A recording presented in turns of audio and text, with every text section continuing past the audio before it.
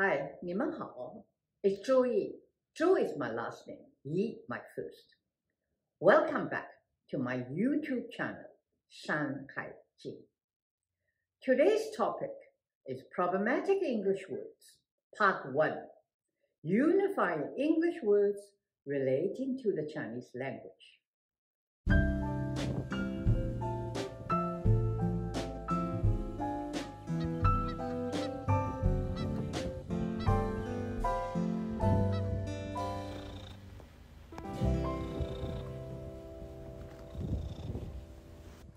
As I said in my inaugural episode, the name of my channel is Shanghai Jing.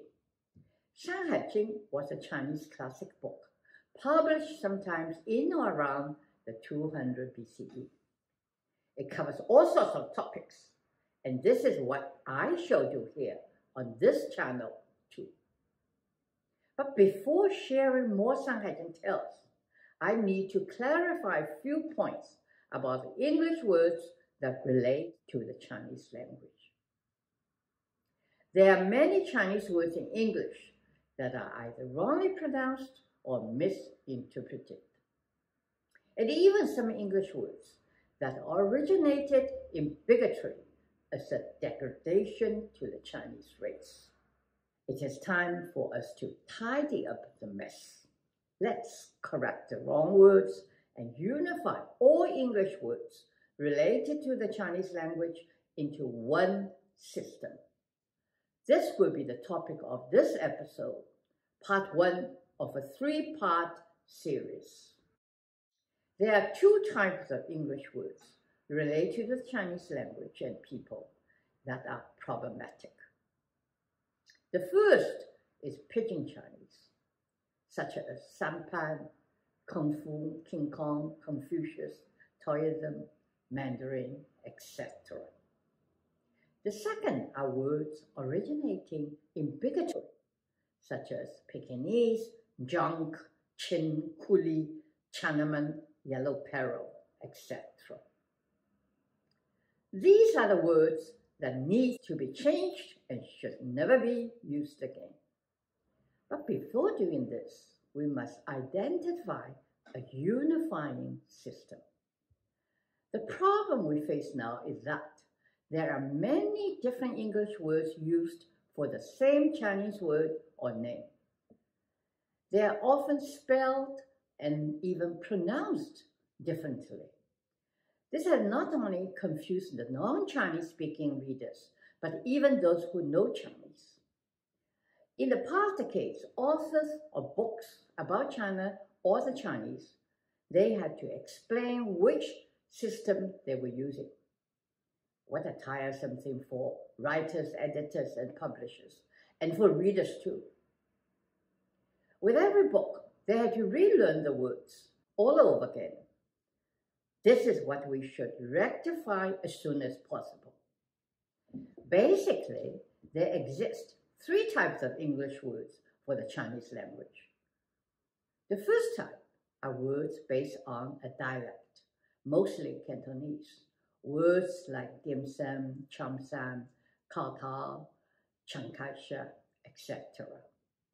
It is fine if we want to use these words for one particular region. But the Chinese have over 300 dialects. If we each use the sound of our own dialect in English, there will be no end of different spellings and pronunciation for the same word and the same name. For the sake of unification, consistency, and easy reading, the usage of dialect should be avoided unless strictly necessary. The second type are words mostly based on the old Wei-Jiao system, devised by the 19th century sinologists. Words like Peking, Taipan, Kung Fu, Sampan, Jinsen, King Kong, Confucius, Taoism, Mandarin, etc. This is a legacy of the colonial days.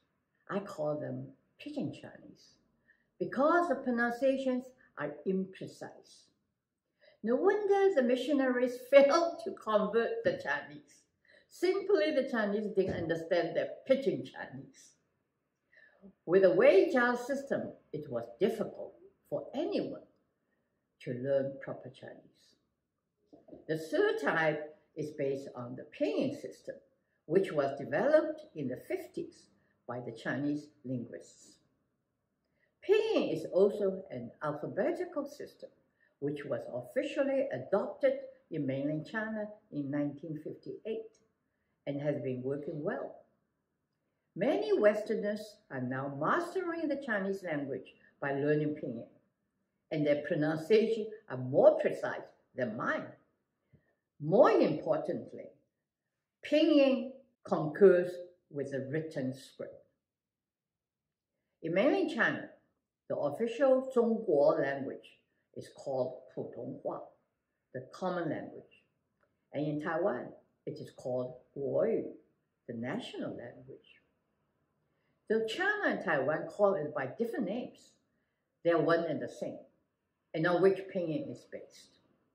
Only by unifying names, terms, and words in English can we make the reading of Chinese literature and history easy. This will help us to know our own cultural roots, and in turn to know ourselves. Especially for our young, they need the chance to know their roots, to be proud of themselves, and to strengthen their self-esteem. Beyond China and Taiwan, Putonghua Guoyu is also commonly spoken among the Chinese in Singapore and in most parts of Asia.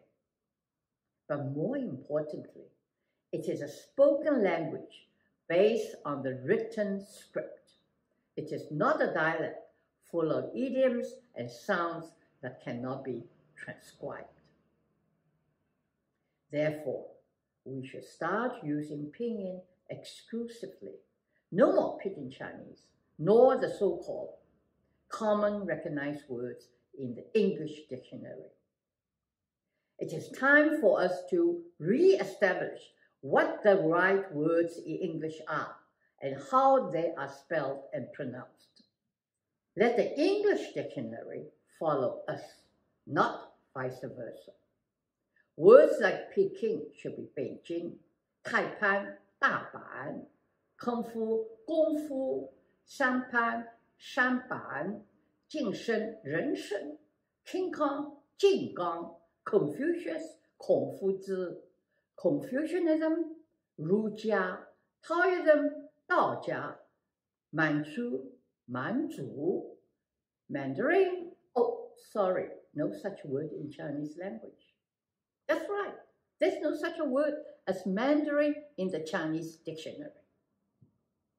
Mandarin is a colonialist made-up word in the 19th century. It is three Chinese words, Man, Da, Ren, which means Manchu Lord. Man, Manchu, Da, Ren, Lord or Sir. This was a language spoken by the Manchu high officials with whom the British were dealing during the early colonial era.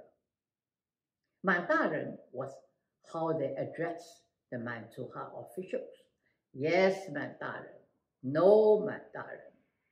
Consequently, throughout the century, the word Mandarin became one of those so-called commonly recognized words in the English dictionary that not only referred to the Manchu officials and the language they spoke, but also became the official English name for our national language. The colonialists, with no respect, named our language as they pleased. And we accepted it naively and used it willingly. But that was the wrong name. The Manchu officials are Mandarin, not our language. It is time for us to stop using Mandarin. We should start using the correct name for our national language, which is Putonghua or Guoyu. People will continue to use the wrong word until we use the correct word. Using Pinyin as a unifying system for English words related to the Chinese language is only our first step to abolish all the wrong words and tidy up the mess. In my next episode, part 2 of problematic English words, I shall talk about the derogatory English words relating to the Chinese language. It will probably come as no surprise that there are quite a few such words that should raise eyebrows. So don't miss it. Until the next episode of 山海经, thank you for listening. Take care. 保重.